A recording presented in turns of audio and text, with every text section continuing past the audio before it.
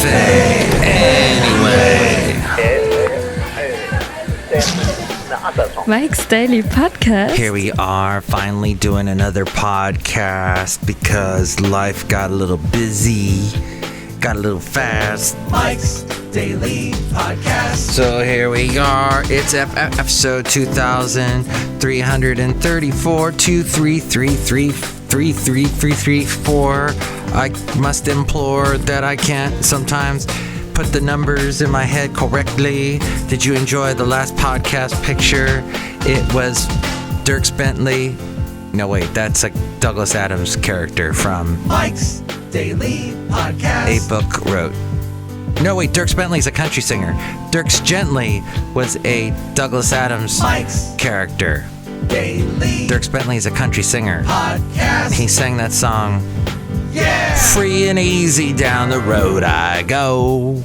Yes.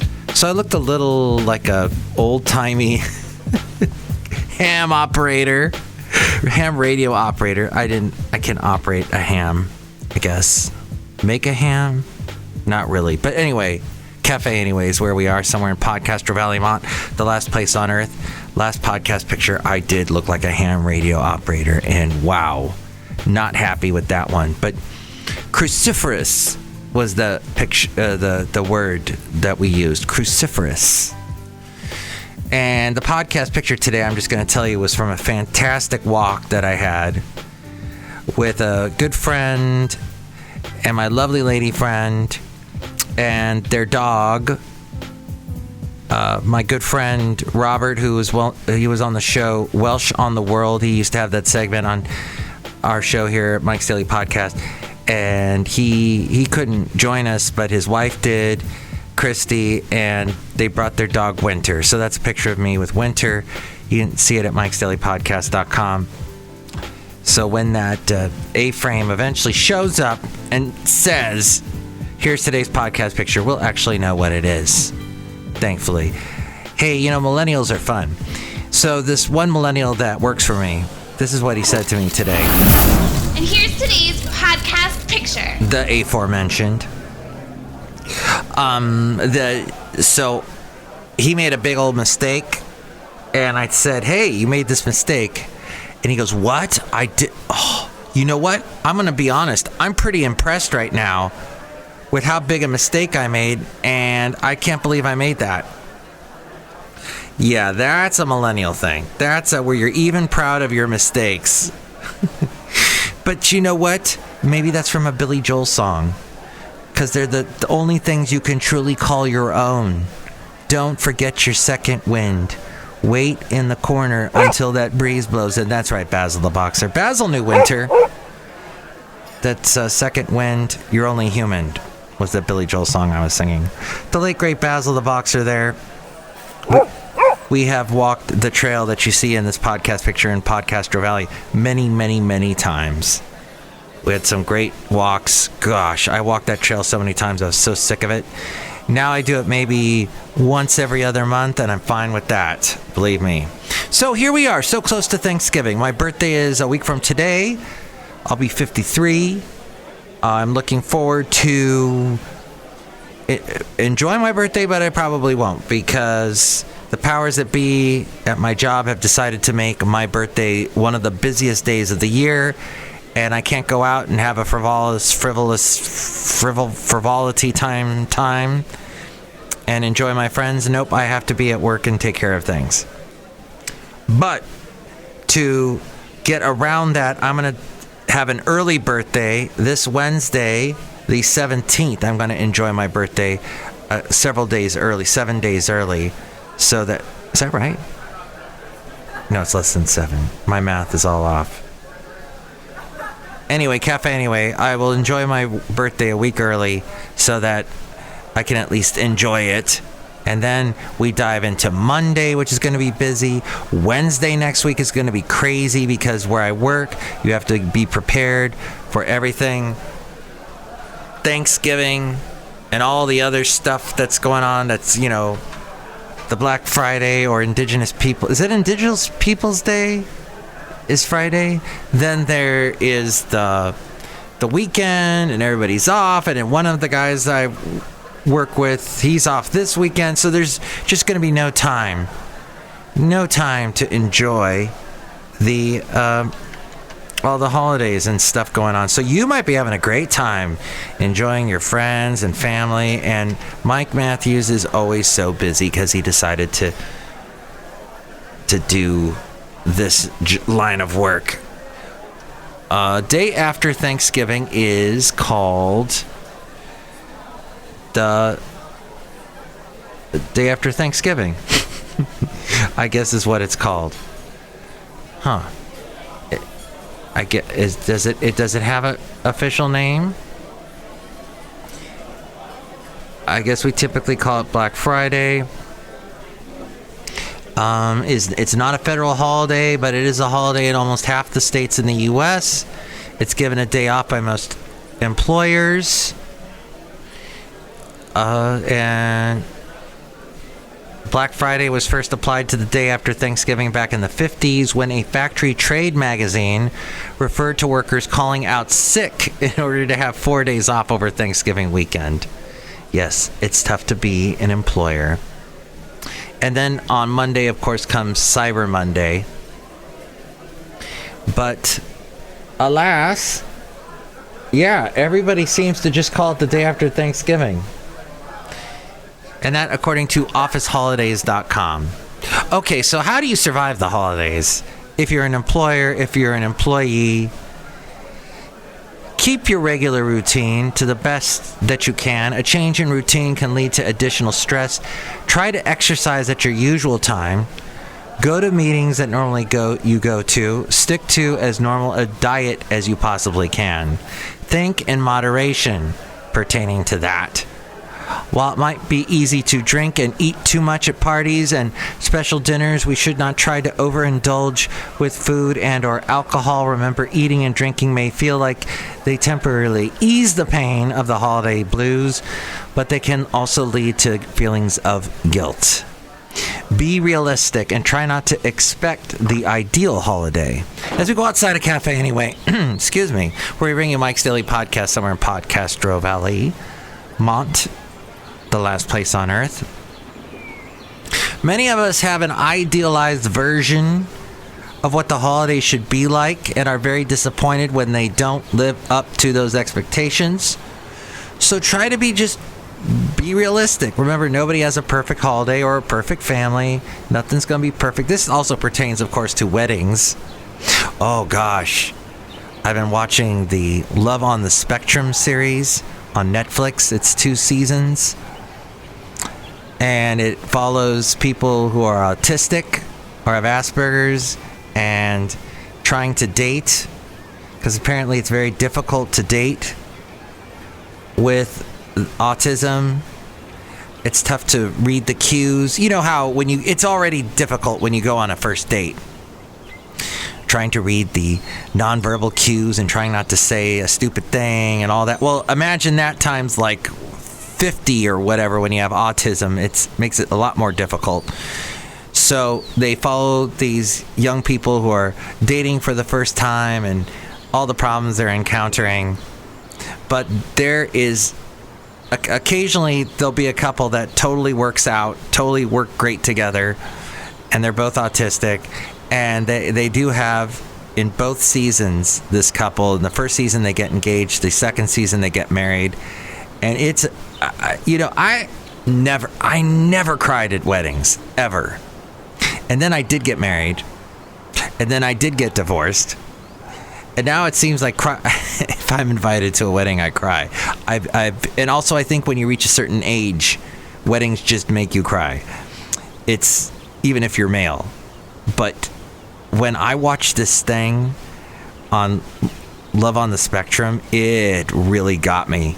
When I saw that the wedding is just so quirky and fun and original, and the two are just amazing.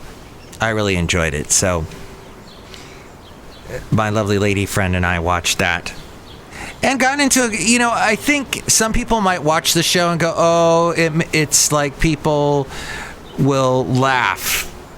They just trying to film them so that people will laugh at them. And I think it's not that.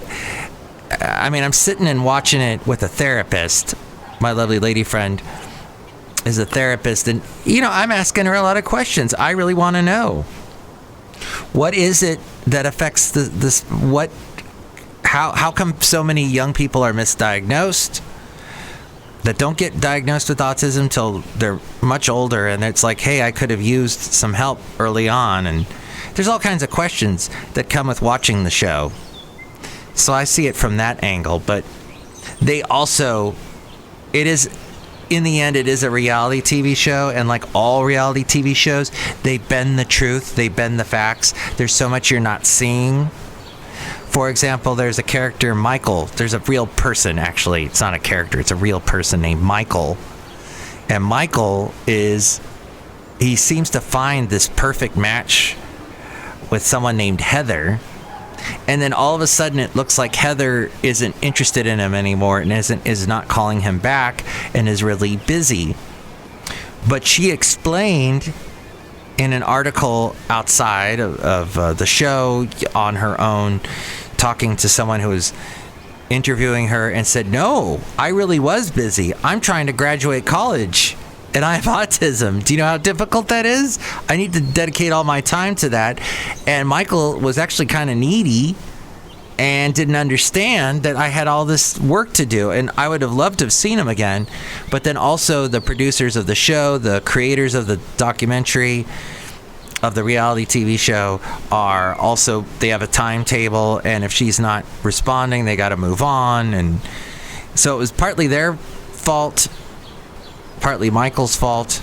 I will say, though, the people that film this do a fantastic job capturing everything going on when they're doing the date, all the little stuff that's affecting them. Maybe there's a dog barking that kind of affects their concentration, or an ambulance is going by. They catch all of that. And it's not difficult. It is difficult. It's not easy, as you know, if you've ever gone on a date. And when it's the first date, it seems like anything can go wrong, and everything does. So you just roll with it. It's not going to be perfect, like holidays in general. So be realistic. Stay connected. Make sure to leave time to spend time with your friends or family who value you. And if they don't live close by, call them for a reality check or some grounding. Remember to ask for some support if you need it. Throw guilt out the window. Try not to put unreasonable pressure on yourself to be happy or to make the holidays perfect. And, just a second. Just hold that thought, Mike. Hold that thought, podcast listener, Mike's Daily Podcast listener. Later that day. We're right in the middle of doing a fundraiser, and I'm also listening out for the phone ringing, or some people say ringing, people donating to a rescue mission in the Bay Area. Remember I was talking to you about that guy had a show on my podcast, had a segment called Welsh on the World. Here's the little intro for that. I'm going to play for no reason. Welsh on the World. So proud of that. Throw guilt out the window. Try not to put unreasonable pressure on yourself to be happy. Don't try to overanalyze your interactions with others. Give yourself a break this holiday season. Don't be alone if you don't want to be. If you anticipate spending the holidays alone, try to volunteer somewhere like a soup kitchen or a charity, answering phones like me. I do everything. I'm a multitasker. Hanging out, maybe taking care, like babysitting, helping friends with their children, the elderly at various facilities, senior living areas. People will so appreciate you that you may feel better about yourself, but more importantly, you'll have company and you'll be helping out. Focus on today, not yesterday. There's something about being with family and old friends that makes us become who we were and not who we are.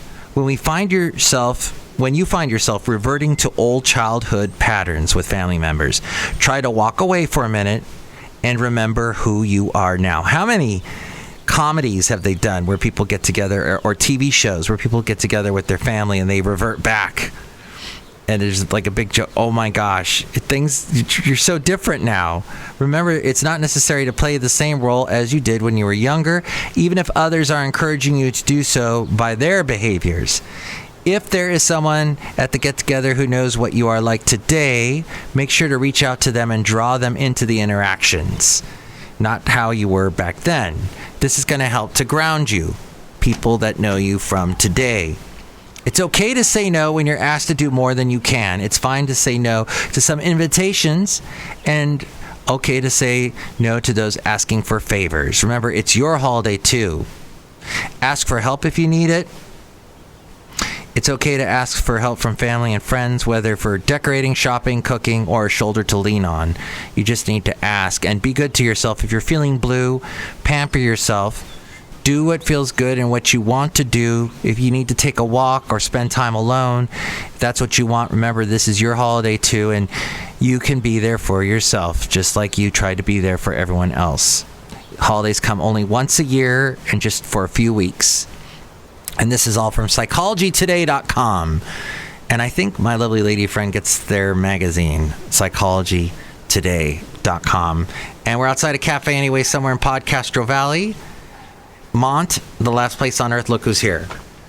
Hi, Mark. It's Benita the Rodeo Queen. How y'all doing? It's a Disgruntled Fiddle Player. Tell you what. What? I love the holidays full of Christmas cheer and Thanksgiving and fattening foods and annoying people. Yes. Oh, I'm getting another call. Look who else is here. Oh, Mike, I make you the least fruit beer. Have some right now. Oh, boy. I'm going to drink it right now. Drink it right now. I'll cut you. I got to go answer the phone. Okie doke. Oh, boy. Next show, it'll be Madame Rootabega, Valentino, and Bison Bentley. Thank you for listening. Hey, cool. You can call me and tell me what you think about anything we covered today. 336MM Daily. 3 + 3 = 6. MM is in Mike Matthews. Daily is in what this podcast will try to be, but often gets interrupted. Mike's Daily Podcast is written and produced and performed by Mike Matthews. His podcast is super easy to find. Download or listen to his show and read his blog at mikesdailypodcast.com. Email Mike now at mikesdailypodcast@gmail.com. See you tomorrow. Bye!